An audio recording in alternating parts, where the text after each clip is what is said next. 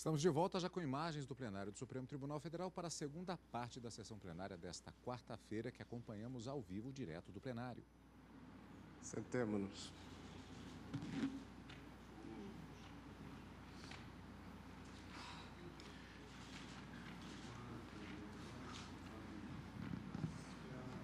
Bem,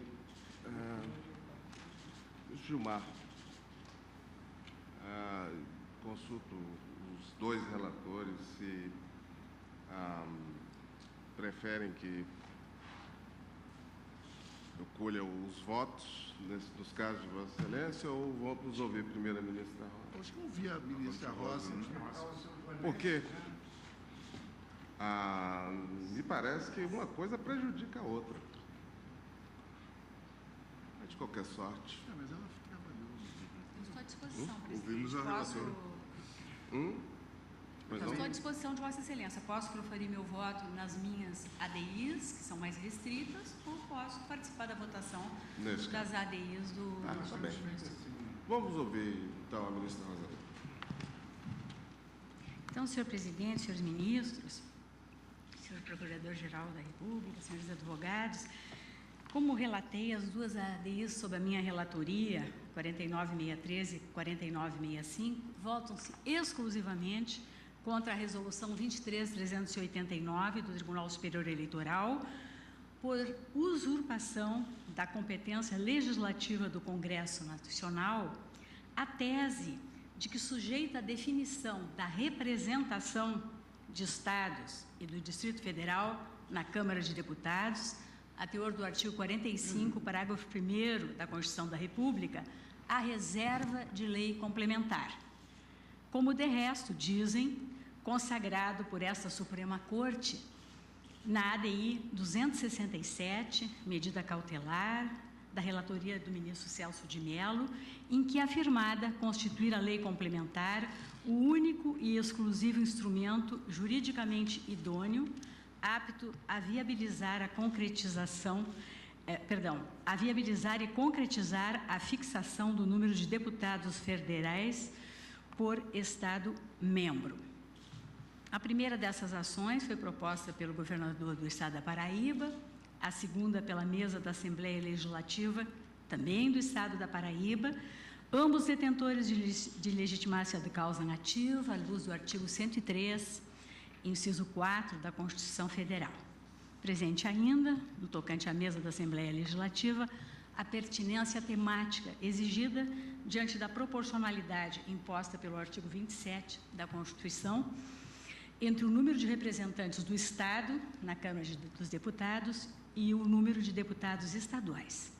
Aqui no meu voto, senhor presidente, eu vou procurar resumi-lo, eu transcrevo o teor do ato atacado, a Resolução 23.389, que implicou na Câmara dos Deputados a alteração do número da bancada de 13 estados, com a majoração de deputados em 5 deles. O Estado do Pará ganhou mais 4 deputados, Minas Gerais e Ceará mais 2, Santa Catarina e Amazonas mais 1. E a redução em 8 outros estados. Paraíba e Piauí ficaram com menos 2, e Alagoas, Espírito Santo, Pernambuco, Paraná, Rio Grande do Sul e Rio de Janeiro com menos 1. Digo eu, senhor presidente, que a preliminar de não conhecimento da ação arguida pelo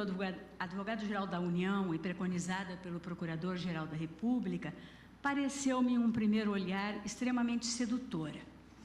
uma vez que, como disse, esgrimido nestas duas ADIs, pedido de declaração de inconstitucionalidade em caráter autônomo contra a Resolução 23.389 do TSE. Resolução esta que aponta como fundamento de validade a Lei Complementar número 78, de 1993, especificamente o artigo 1º, parágrafo único, que estaria a lhe conferir, a ele, TSE, atribuições para tanto. Digo eu que é consabido que a jurisprudência desse Supremo Tribunal Federal não admite a instauração do procedimento jurisdicional de fiscalização em abstrato da constitucionalidade Quando o ato normativo, objeto da impugnação, carece de coeficiente de normatividade suficiente a qualificá-lo como ato normativo de caráter primário ou autônomo. Firme o entendimento dessa Corte de que o eventual vício de inconstitucionalidade que resulte materialmente da lei que confere suporte jurídico ao ato normativo infralegal questionado,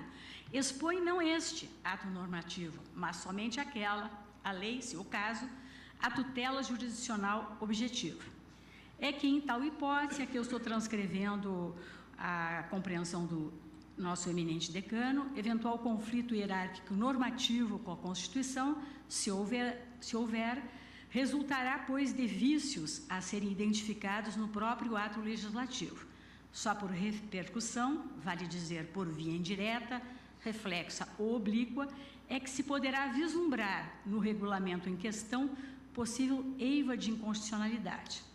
Esta, contudo, acaso configurada, certamente não resultará originariamente do próprio ato regulamentar.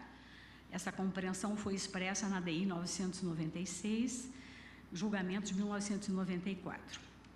Daí resulta, digo eu, que o desrespeito apenas à lei não se mostra hábil a fundamentar, senão indiretamente, como desdobramento ulterior, juízo de inconstitucionalidade sobre ato normativo a ela hierarquicamente subordinado, situando-se a controvérsia jurídica, em tal hipótese, no campo da legalidade ou ilegalidade. Assentado, por outro lado, e mais uma vez aqui cito o ministro Celso de Mello, na DI 996, que a inconstitucionalidade que autoriza o exercício do controle concentrado é apenas aquela decorrente da incompatibilidade frontal e direta com o texto maior. Nessa linha, e aqui, de novo, a DI 996, na palavra do nosso decano, evidente o descabimento da ação direta quando a pretendida inconstitucionalidade do ato regulamentar, que é meramente ancilar e secundário, representa uma derivação e um efeito consequencial de eventual ilegitimidade constitucional da própria lei, em sua condição jurídica de ato normativo primário e principal. Prossigo. Essa Suprema Corte, contudo, ainda que para rechaçar a admissibilidade de ação direta de inconstitucionalidade contra atos normativos secundários, regulamentadores de normas primárias, notadamente leis formais,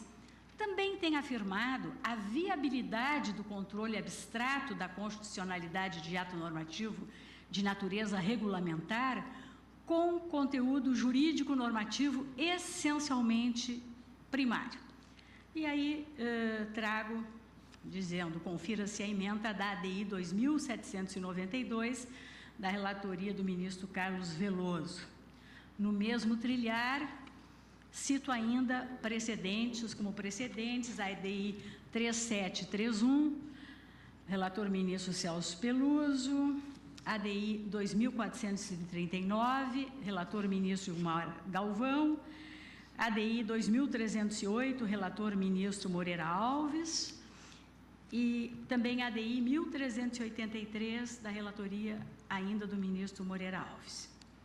Destaco ainda que esse Supremo Tribunal Federal converteu em ação direta de inconstitucionalidade, na ADI 4105, da relatoria do ministro Marco Aurélio, a arguição de descumprimento de preceito fundamental em face de portaria do Ministério da Saúde, a convicção de que constituía esta ato normativo abstrato e autônomo. E, igualmente, este plenário, à unanimidade, ao exame da medida liminar na DI 2075, manejada contra ato normativo infralegal, rejeitou preliminar de não conhecimento e deferiu a suspensão cautelar do Decreto 25.168 de 1999 do Estado do Rio de Janeiro, que fixava teto remuneratório dos servidores públicos estaduais, em decisão cuja ementa aqui estou transcrevendo. Também digo que nessa ocasião, e aí transcrevo um excerto do voto do relator. Prossigo dizendo que o tema também mereceu destaque quando este plenário referendou a medida liminar concedida pelo relator, o eminente ministro Celso de Mello, em sessão realizada em 25 de maio de 2006, para suspender a eficácia de instrução normativa, a de número 1 de 2005, da Secretaria do Tesouro Nacional, a impor sanção a Estado-membro em razão de inscrição no Cadastro Único de Convênio por inadimplemento obrigacional. Confira-se a ementa e faço uma pequena leitura só no sentido desta ementa de que o princípio da reserva de lei atua como expressiva limitação constitucional ao poder do Estado, cuja competência regulamentar, por tal razão, não se reveste de suficiente idoneidade jurídica que lhe permita restringir direitos ou criar obrigações. Nenhum ato regulamentar pode criar obrigações ou restringir direitos, sob pena de incidir em domínio constitucionalmente reservado ao âmbito de atuação da lei em sentido formal. E não poderia ser, digo eu, de forma diversa, uma vez imprescindíveis mecanismos institucionais de fiscalização, em face da Constituição da República, da legitimidade formal e material da produção normativa extraparlamentar, sob pena de paradoxo intransponível, a saber, a sujeição das normas gerais e abstratas emanadas do Congresso Nacional a controle de constitucionalidade e, de outro lado, normas da mesma densidade e igualmente marcadas pelos traços da generalidade e da abstração, mas emanadas de estruturas administrativas sem a legitimação democrática proporcionada pelo voto popular, a pairarem acima dos limites impostos pela Carta da República ao Poder Legislativo.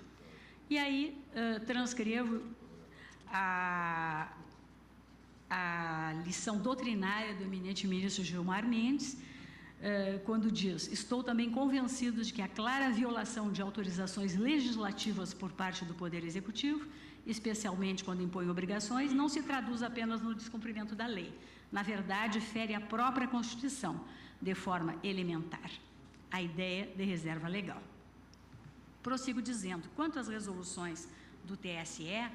orienta a jurisprudência desta Casa, na linha do exposto, que podem estas resoluções ostentar a condição de atos normativos dotados de abstração, generalidade e autonomia, a inovarem o ordenamento jurídico e desafiarem, enquanto tais, pela tessitura normativa, a tutela constitucional abstrata, ou se circunscrever ao exercício do poder regulamentar na qualidade de atos normativos secundários, ensejando nessa hipótese o juízo de não conhecimento das ações de controle concentrado. E trago, a título exemplificativo, 3 precedentes. Nos 2 primeiros, em que ADIs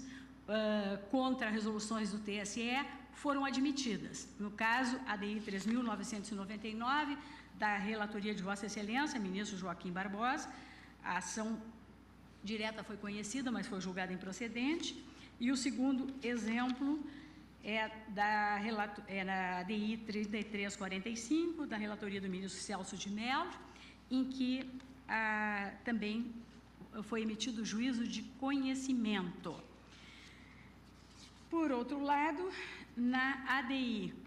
2243, da relatoria do ministro Marco Aurélio, também contra a resolução do TSE, não foi ela admitida, se compreendeu que seria incognoscível. Se diz, a ementa dessa decisão, o controle concentrado de constitucionalidade pressupõe descompasso de certa norma com o texto fundamental, mostrando-se inadequado para impugnar-se ato regulamentador, como é a Resolução 20.562, do Tribunal Superior Eleitoral, de 2 de março de 2000, sobre a distribuição dos horários de propaganda eleitoral versada na Lei 9504 de 97. No caso sub júdice, prossigo, a ausência de pedido de declaração de inconstitucionalidade da Lei Complementar número 78 de 1993, que estaria, repito, a emprestar suporte à edição pelo Tribunal Superior Eleitoral do ato normativo aqui impugnado, não constitui por si só, a meu juízo, óbice ao conhecimento da ação. Basta que a resolução 23.389 inaugure conteúdo normativo não veiculado na Lei Complementar 78, nem passível de ser dela deduzido, em afronta ao texto constitucional a que ela própria remete, ela, a resolução remete, o artigo 45, caput e parágrafo 1º da Constituição Federal, para repelir a preconizada condição de ato normativo secundário e atribuir-lhe o reconhecimento de textura normativa suficiente a propiciar o controle concentrado por esta Suprema Corte. Impõe-se, portanto, a meu juízo, o confronto com o parâmetro de constitucionalidade apontada e, consequentemente, a rejeição à preliminar de não conhecimento. Prossigo dizendo que a questão central submetida à jurisdição constitucional no presente, nesses dois feitos, aliás, diz com a definição dos contornos e limites da função normativa legitimamente exercida em sede administrativa pelo TSE. A discussão, como visto, tem como pano de fundo a edição dessa resolução, 23.389, que supostamente, com o lastro na Lei Complementar 78, dispõe sobre o número de membros da Câmara dos Deputados e das Assembleias e Câmara Legislativa para as eleições de 2014. A celeuma em torno do problema da distribuição de cadeiras entre os estados integrantes da Federação não é exclusividade brasileira. Trata-se de tema sensível e da maior relevância, integrante da pauta de discussão político-eleitoral de todo e qualquer Estado que adote o modelo federado, caso do Brasil, razão pela qual também objeto de preocupação do legislador brasileiro desde a Constituição de 1891. E não haveria como ser diferente, observada a questão pelo prisma de que, além da discussão acerca do tamanho da bancada de determinado ente federado na Câmara dos Deputados, ou ainda da quantidade de cadeiras no âmbito das Assembleias Legislativas, a pedra de toque da controvérsia diz com o número de representantes da população deste ou daquele Estado ou do Distrito Federal, representação cuja finalidade é a defesa dos multitudinários interesses levados ao cenário político nacional. Trata-se, portanto, em dimensão maior, da representação do povo brasileiro no Parlamento Federal. Consabido que a representação dos Estados e do Distrito Federal, porque bicameral o nosso sistema parlamentar, tem por palco próprio o Senado Federal, cuja composição, no que tange ao número de representantes, é igualitária, a teor do parágrafo 1º do artigo 46 da Carta Política. Já a Câmara dos Deputados há de ser primordialmente a caixa de ressonância do povo brasileiro, sendo esse, a meu juízo, o elemento central, que bem denota a dimensão política da questão, a nortear o seu equacionamento. Assim, adotado o modelo federativo, conceito indissociável da representação política dos cidadãos, na visão que remonta à polis grega, do povo, da população, dos habitantes ou ainda dos eleitores, a depender da base de referência, mais um aspecto se apresenta, qual seja a permanente alteração da base de cálculo, porque flutuante no tempo e no espaço o contingente populacional de cada unidade da federação. Também o número de entes federados pode sofrer alterações, consoante experimentado na quadra recente da história brasileira, bem como diversos os critérios ou metodologias de cálculo para sistemas proporcionais de votação, a merecerem da ciência ramo próprio, comumente denominado de teoria matemática das eleições, cujo objeto diz, dentre outros pontos relevantes, com análise e comparação de tais critérios, visando ao aperfeiçoamento dos modelos, sistemas e métodos de representação proporcional. A vol do ASO, registro em sistemas proporcionais eleitorais, a ilação dos estudiosos no assunto é de que todos os critérios apresentam vantagens e desvantagens, em especial no que concerne a privilegiar grupos minoritários ou majoritários. Nenhum deles, contudo, capaz de alcançar a perfeita proporcionalidade das representações políticas. A busca dos Estados federais modernos por um modelo teórico ideal de representação proporcional, que historicamente reuniu esforços de matemáticos e estadistas, economistas e juristas, estatísticos e cientistas políticos, levou, aliás, ao desenvolvimento pelo economista vencedor do Nobel de 1972, Kenneth Arrow, do célebre Teorema Geral da Impossibilidade, ou paradoxo de Arrow, a demonstrar que sequer possível a existência de critério capaz de propiciar uma distribuição proporcional perfeita quando mais de uma condição precisa ser atendida. Tal digressão, a partir da constatação de que resultados de cálculos proporcionais em matéria eleitoral são flutuantes, a depender de fatores em constante mutação,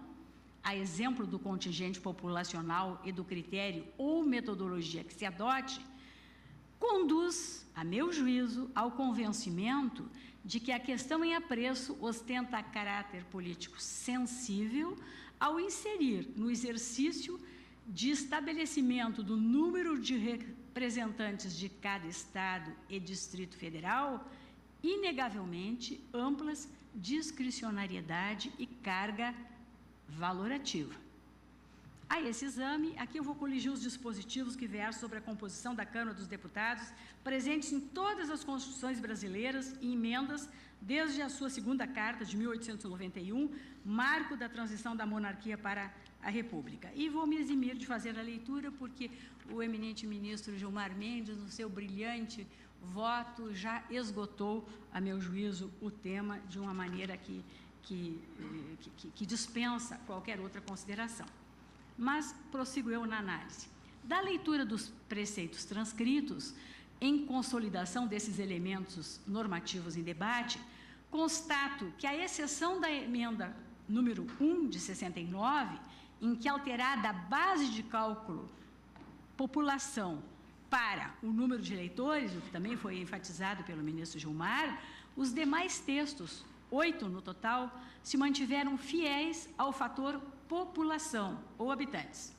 Quanto à fixação do número de representantes dos entes federados, a Carta de 1934 explicitou incumbir ao Tribunal Superior Eleitoral e a emenda número 8 de 77, a Justiça Eleitoral, enquanto os demais textos constitucionais, 7 no total, exigiam a fixação do número de representantes pela via legislativa ordinária ou, caso da Constituição vigente, por lei complementar. A partir de tais dados, bem como porque de clareza solar, a meu juízo, a dicção do parágrafo 1º do artigo 45 da Lei Maior de 88, penso não merecer maiores incursões a tese de que o número de eleitores e não a população do ente federado, deva ser utilizado como base de cálculo à representação política. E, nesse aspecto, eu acompanho na íntegra as bem lançadas razões do eminente ministro Gilmar. No que tange à delegação da fixação do número de deputados federais, todavia, e pedindo todas as vênias ao ministro Gilmar e aos que têm compreensão contrária, eu reputo presentes elementos que não permitem trilhar o mesmo caminho. Ainda com base nos dados compilados, concluo que a tradição na história do federalismo brasileiro não é a de delegar à justiça ou atribuir, se não quisermos usar o termo delegação, à justiça eleitoral ou ao TSE tal responsabilidade. Consoante assinalado, dos 9 textos transcritos, apenas 2 dispuseram em tal sentido. Foi a Constituição de 34 e a emenda número 9 de 77. Enquanto os demais, sem fazer referência à possibilidade de delegação ou participação suplementar da Justiça Eleitoral, consagraram o estabelecimento da representação política pela via legislativa. Nessa linha, o comando contido no artigo 45, parágrafo 1º da Carta de 88, na minha visão, não contempla a inferência de que suficiente a espécie normativa complementadora, em caso a Lei Complementar 78 de 93, o estabelecimento do número total máximo de deputados, sem a fixação de imediato e em seu bojo da representação por Estado e pelo Distrito Federal, em manifesto descumprimento, data vênia, do comando constitucional em sua inteireza, com delegação implícita, ato contínuo, de tal responsabilidade política ao Tribunal Superior Eleitoral. Repiso o teor do preceito constitucional em exame. Artigo 45, parágrafo 1º da Constituição. O número total de deputados, bem como a representação por Estado e pelo Distrito Federal, será estabelecido por lei complementar. Eleio tal comando do legislador constituinte originário, no sentido de que impõe o estabelecimento por lei complementar tanto do número total de deputados, quanto do tamanho da representação por Estado e pelo Distrito Federal. Compreendo igualmente que na história constitucional brasileira, quando o legislador constituinte pretendeu delegar tal atribuição, assim o fez expressamente, em absoluto passando ao largo das suas preocupações políticas tal aspecto.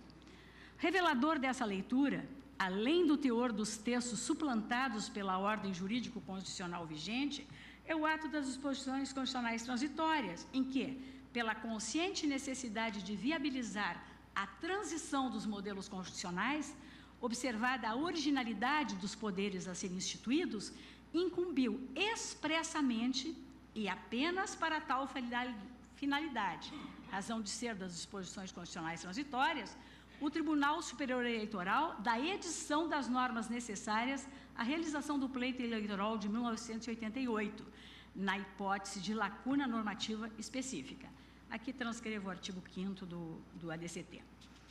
A ratificar, continuo, a compreensão de que o legislador constituinte originário intencionalmente afastou da redação do artigo 45, parágrafo 1º da Constituição, eventual delegação, está o parágrafo 2º do artigo 2º também do ADCT, preceito em que, para o plebiscito do ano de 1993, expressamente autorizada a Corte Eleitoral a Corte Superior Eleitoral a editar normas regulamentares. Transcrevo aqui também o texto. Registro ainda, na mesma senda de raciocínio, que, embora o anteprojeto constitucional elaborado pela Comissão Provisória de Estudos Constitucionais, a chamada Comissão Afonso Arinos, tem atribuído à Justiça Eleitoral a definição,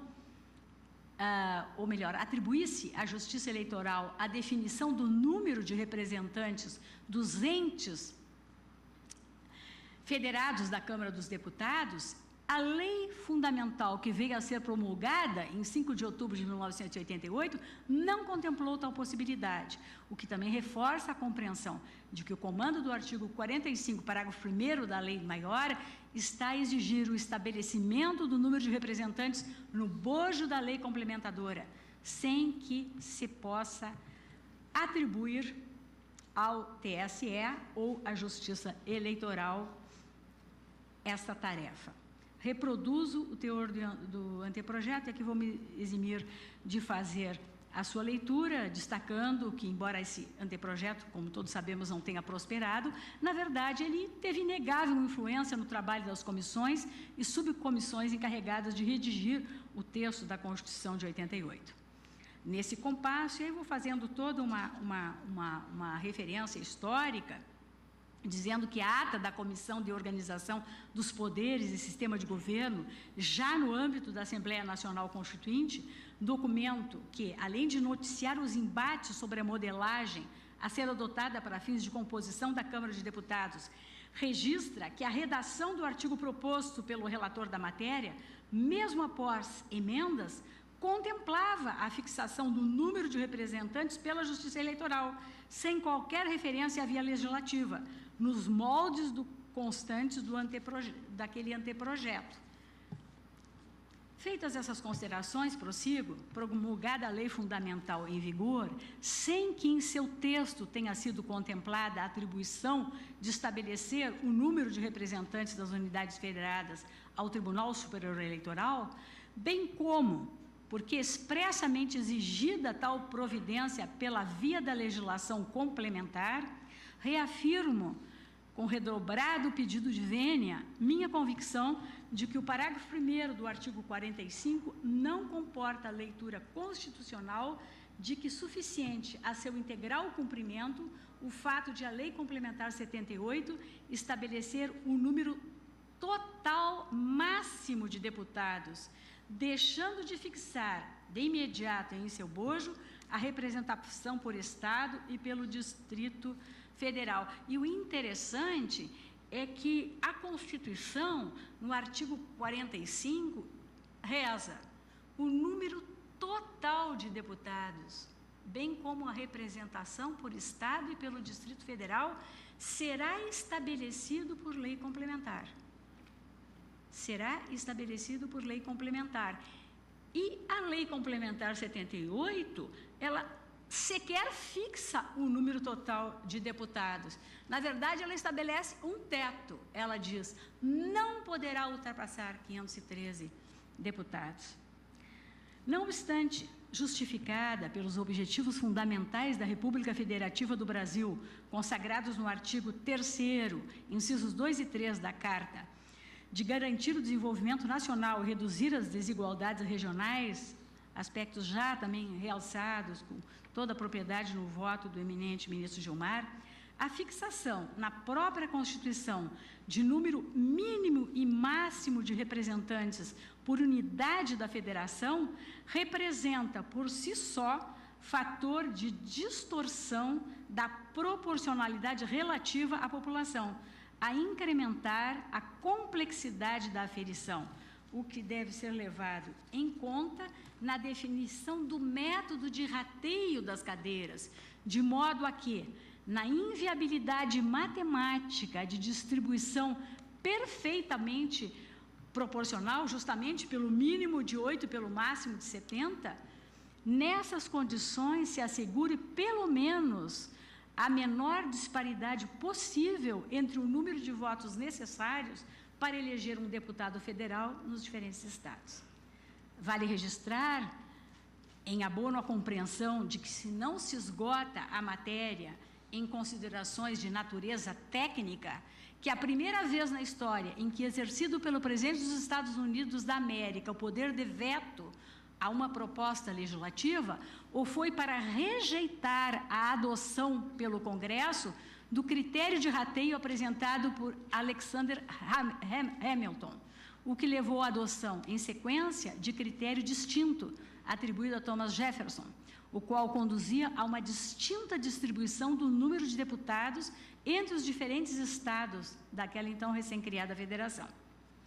Aí eu cito aqui que são diversos os métodos clássicos de distribuição proporcional de representantes entre unidades federadas, como, entre outros, o Webster, o Hamilton, o Huntington Hill, atualmente utilizado para a definição do número de representantes por Estado na Câmara dos Representantes dos Estados Unidos, o Jefferson, o Hunt e o Adams.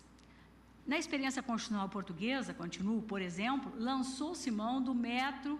Hunt, também conhecido como método da média mais alta ou dos quocientes, igualmente adotado na Argentina, Espanha, Dinamarca, Bélgica e Uruguai, dentre outros países. E na linha da compreensão de que o método não somente define, como também influencia os resultados, eu ressalto que a Constituição de Portugal, em seu artigo 149, expressamente consagra o método a ser observado.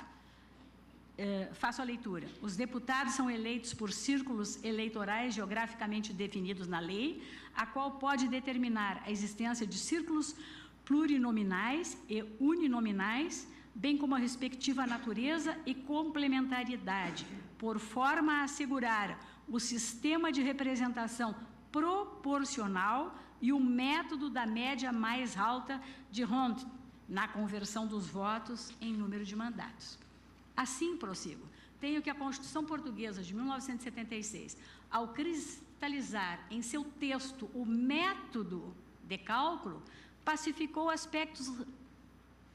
relevantes acerca da representação proporcional, como os ora aqui enfrentados. Mas, em particular, penso que o passo mais importante, além de afastar a discricionariedade, o juízo valorativo, sempre presente na escolha do método, foi o de assegurar que a representação proporcional da população na Câmara dos Deputados, a cada novo pleito eleitoral, seja estabelecida com base no mesmo método.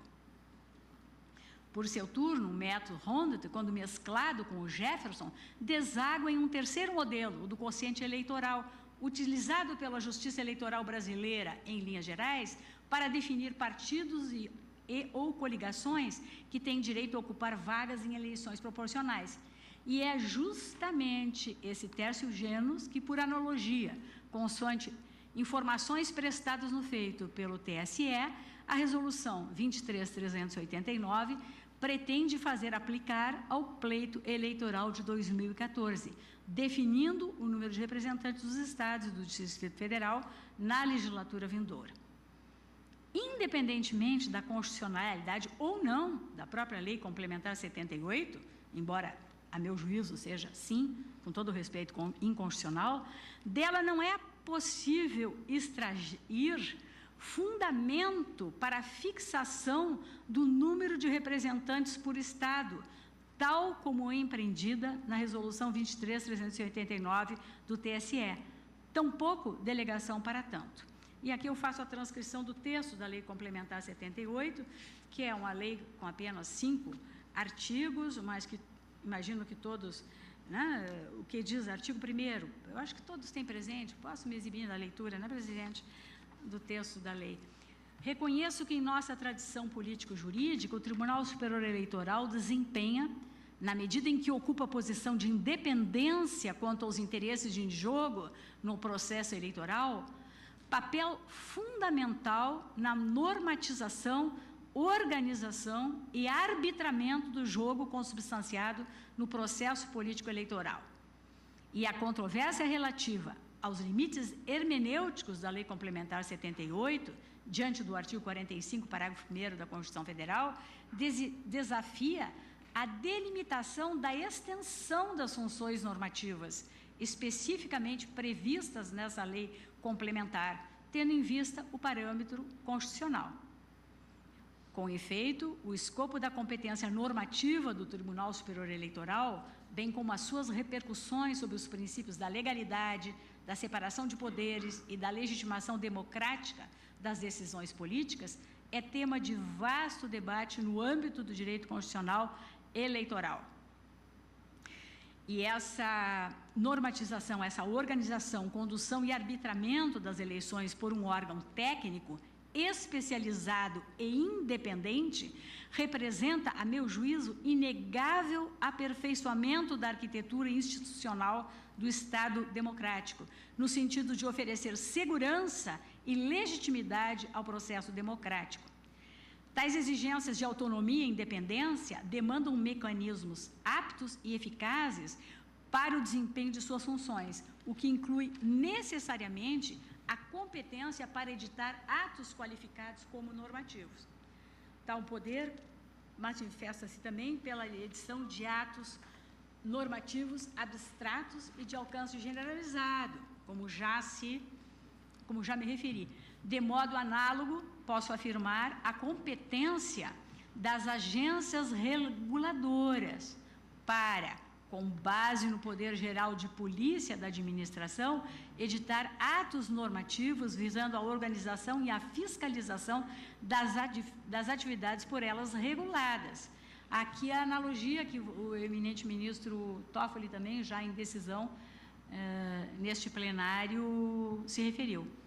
É certo, prossigo, que não há perfeita identidade entre a função normativa sui generis do Tribunal Superior Eleitoral, exercida na esfera administrativa, e a função tradicionalmente exercida pela administração pública de regulamentar as leis, de modo a viabilizar o seu cumprimento. e nem com a figura do regulamento autônomo. Talvez mais se assemelhe à atividade normativa desempenhada pelas agências reguladoras. E a respeito das aproximações e distanciamentos entre regulação e regulamentação, anota com pertinência, aqui eu transcrevo o magistério de Marcos Juliana Vilela Soto a respeito. Prossigo dizendo que a medida da competência editar normas da Justiça Eleitoral não exorbita do que perfeitamente especificado em lei complementar, ato qualificado do Parlamento, seja, no caso particular, a Lei Complementar 78, seja, de modo mais amplo, a competência normativa prevista no Código Eleitoral como tal recepcionado. Transcrevo a respeito o magistério de Benedito Porto Neto. Transcrevo ainda o magistério doutrinário de José Adércio Leite Sampaio, discorrendo sobre os limites materiais dos regulamentos editados pelo Poder Executivo de um modo geral, a fornecer considerações pertinentes ao devido dimensionamento do âmbito da produção normativa na esfera administrativa do Tribunal Superior Eleitoral. Prossigo dizendo que, embora apto a produzir efeitos normativos abstratos com força de lei, o poder normativo exercido no âmbito administrativo pelo Tribunal Superior Eleitoral tem os seus limites materiais condicionados aos parâmetros fixados pelo legislador. Prossigo dizendo que a norma de caráter regulatório preserva a sua legitimidade quando cumpre o conteúdo material da legislação eleitoral. E nesse exercício, entendo que ela pode sim conter regras novas, desde que preservada a ordem vigente de direitos e obrigações que se impõe como limite ao agir administrativo. Regras novas e não direito novo. Como observa com clareza Marcial Yusten Filho, o princípio da legalidade significa a ausência de poder normativo para instituir norma jurídica que não tenha sido anteriormente delineada legislativamente. Como já destacado, a instituição de uma norma faz-se pela previsão de uma hipótese de incidência a que se vincula um mandamento. E o princípio da legalidade impõe que uma lei tenha previsto alguns aspectos da hipótese e o núcleo do mandamento normativo. Sem afastar, digo eu, o entendimento afirmado nos precedentes, conquanto razoável admitir que o princípio da reserva de lei, inscrito no artigo 5º, 2 da Constituição Federal, permita a delegação de funções normativas e não legislativas a entes de feição administrativa, não se pode dispensar a lei formalizadora da delegação de pré-estabelecer as diretrizes de tais competências, mediante tipificação mínima do conteúdo normativo a ser integrado. Desta forma, e aqui eu transcrevo o magistério de Sérgio Varela Bruna, pode-se afirmar que delegações demasiado amplas não são compatíveis com o referido princípio constitucional, por não oferecerem critérios para avaliar se a norma de competência foi ou não cumprida. Ao TSE, digo, não compete legislar, e sim promover a normatização da legislação eleitoral. Poder normativo, repita-se, não é poder legislativo. O campo no qual o TSE atua com liberdade tem as suas margens definidas pelos conteúdos que podem ser inequivocamente extraídos, se não da letra da lei, pelo menos do propósito claro e manifesto do legislador. Em outras palavras, a orientação seguida pelo TSE na condição de administrador do processo eleitoral deve necessariamente, a meu juízo, traduzir uma escolha previamente realizada pelo legislador a lhe conferir autoridade, e não uma interpretação possível, entre tantas outras, de conceitos jurídicos indeterminados. Isso, em absoluto, significa reduzir o poder normativo ao preenchimento de lacunas e muito menos a execução mecânica da lei, exercida em um espaço que se revela qualitativamente diferente daquele em que é exercida a competência legiferante. A competência normativa é conformada pela ordem constitucional e legal vigente. O poder normativo atribuído ao TSE pelo Código Eleitoral e, no caso particular, pela Lei Complementar 78, de 93,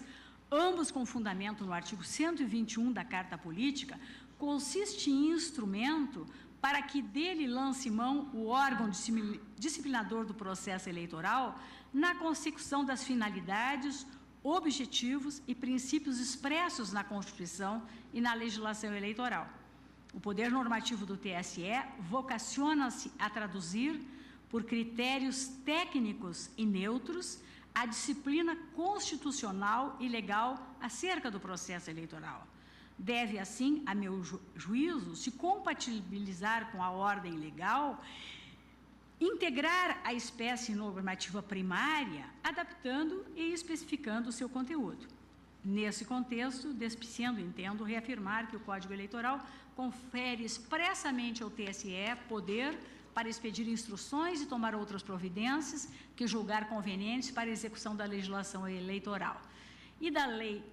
continuo, da Lei Complementar 78, todavia, não é possível inferir delegação a legitimar, nos moldes da Constituição da República e do Código Eleitoral, a edição da Resolução 23.389 de 2013, com todo o respeito, renovo as compreensões contrárias. O artigo 45, parágrafo 1º da Constituição da República, consoante já assinalei, contempla 2 comandos distintos, embora relacionados, destinados ao legislador complementar. Primeiro, estabelecer o número total de deputados. Segundo, estabelecer a representação por Estado e pelo Distrito Federal, proporcionalmente à população, respeitadas a cota mínima de 8 cadeiras, bem como o teto de 70 assentos por ente federado. Pode-se até admitir, e eu digo pode-se até admitir, em função daquele limite máximo que vem na lei complementar, atendido o primeiro comando pela Lei Complementar 78, ao assentar que o número de deputados federais não ultrapassará 513, número total máximo, como já referi, e não necessariamente o número total. Ainda que tenha reafirmado o caráter proporcional da representação na Câmara dos Deputados, bem como aludido à atualização demográfica das unidades da federação fornecida pelo IBGE como fonte dos dados populacionais a ser empregada no cálculo dessa representação, mostra-se, todavia, a meu juízo, a Lei Complementar 78, absolutamente omissa no tocante ao cumprimento do segundo comando, contido no artigo 45, parágrafo 1º da Lei Maior, a definição do número de representantes por Estado e pelo Distrito Federal,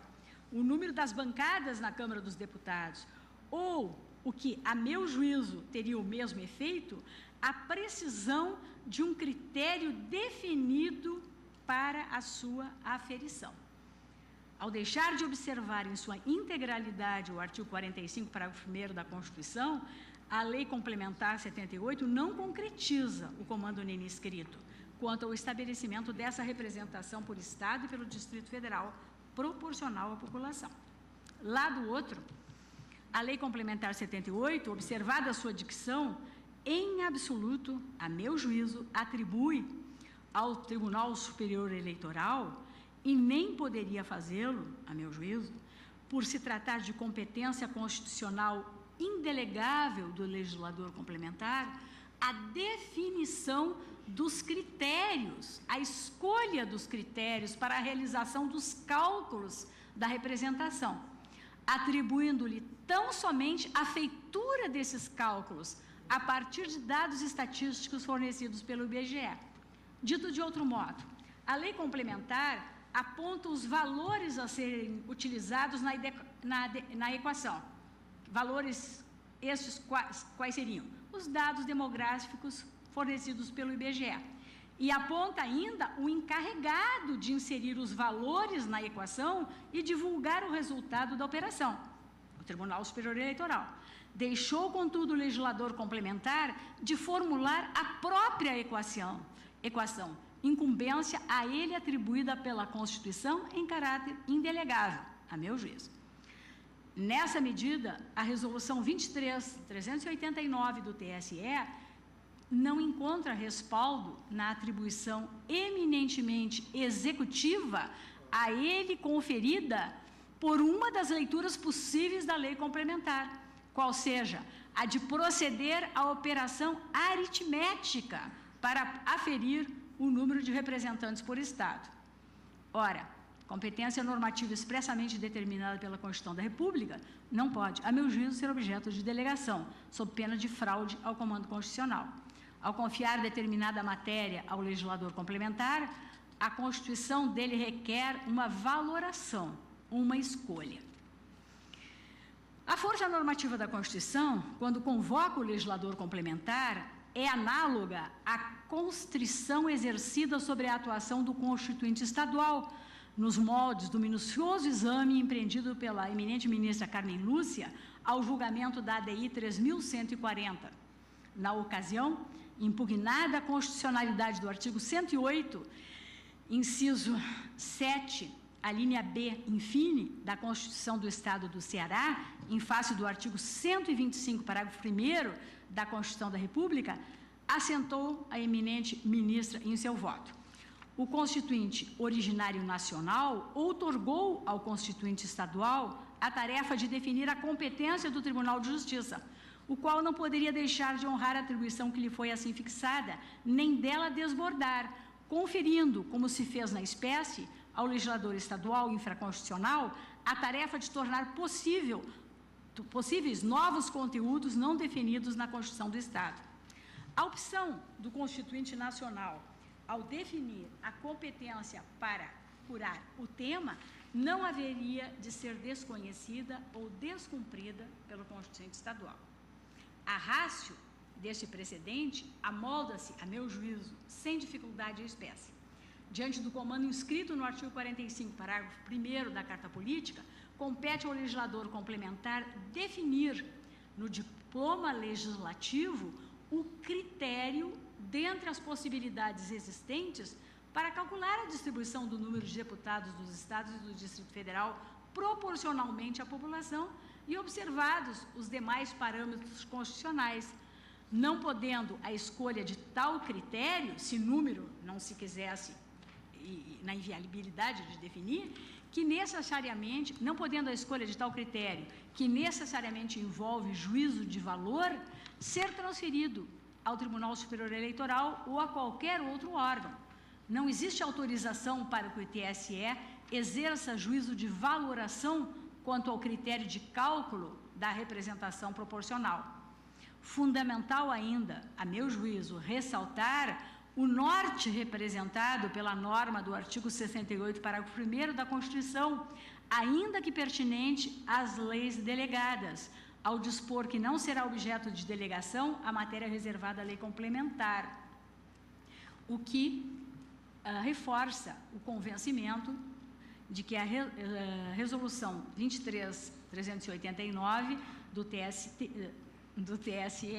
usurpa a competência reservada à lei complementar. E a propósito, e aqui eu pedindo todas as vênias ao eminente ministro Rumar, eu entendo que a situação é diametralmente oposta àquela verificada na ADI 4568, a que diz respeito ao valor nominal a ser anunciado e divulgado por decreto presidencial, valor do salário mínimo, artigo 3º da Lei 12.382, de 2011. Decreto meramente declaratório de valor a ser reajustado e aumentado segundo índices legalmente estabelecidos. Observância do inciso 4 do artigo 7º da Constituição do Brasil. Ação julgada improcedente. Nessa hipótese, na leitura que dela faço, a lei ordinária efetivamente positivou o critério para reajuste do valor nominal do salário mínimo no período por ela abrangido, cabendo ao decreto presidencial tão somente declarar e divulgar um novo valor sem absolutamente inovar na ordem jurídica. Nesse tema, hoje em debate, a meu juízo, ao contrário, não foi definido parâmetro algum a vincular a atuação do TSE, que se viu livre de constrangimentos para adotar um critério de distribuição de cadeiras segundo o seu próprio juízo de valor. E aqui não cabe, e eu não o faço em absoluto, discutir o mérito dessa escolha. O que eu questiono apenas se tinha ou não competência para fazê-lo. Ao contrário, registro que entendo que a escolha foi mais do que adequada, mais do que razoável e, quem sabe, atendendo aquilo que seria o melhor. Compreendo, porém, nesse enfoque e com essa leitura que faço do texto constitucional, que não havia espaço para o TSE produzir esta verdadeira, com todo respeito, inovação.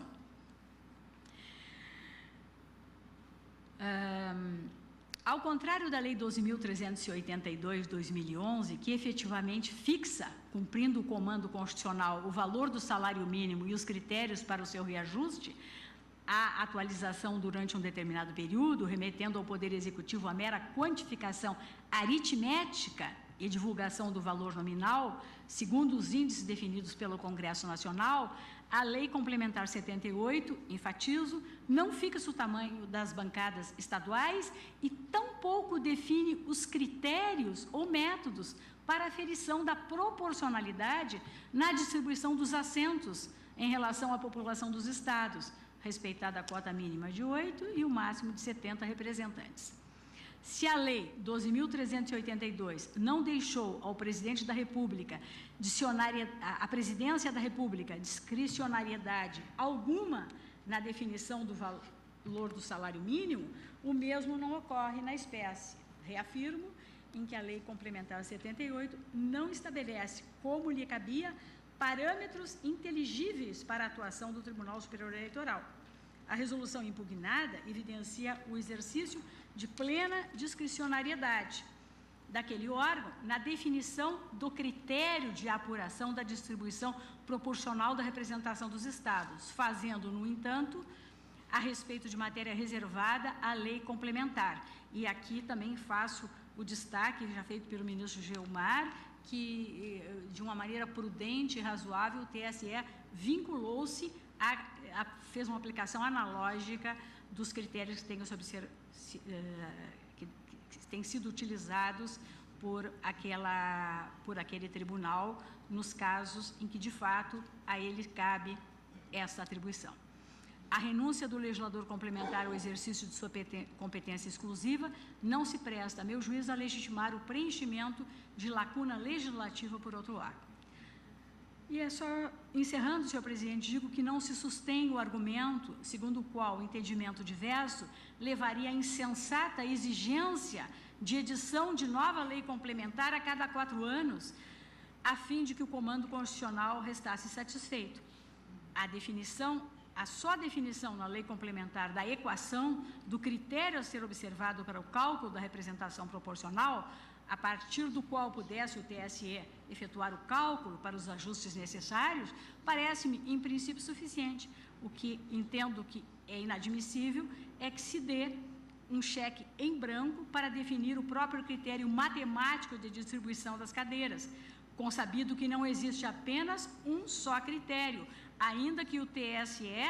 tenha se saído muitíssimo bem na sua escolha, a meu juízo. Longe de proporcionar segurança jurídica ao processo eleitoral, tal situação gera mera ilusão de segurança, na minha visão, uma vez que, se o TSE pode fixar livremente a forma de cálculo em uma eleição, também livremente poderá alterá-la em outra. Não parece ser esse o comando do legislador constituinte originário.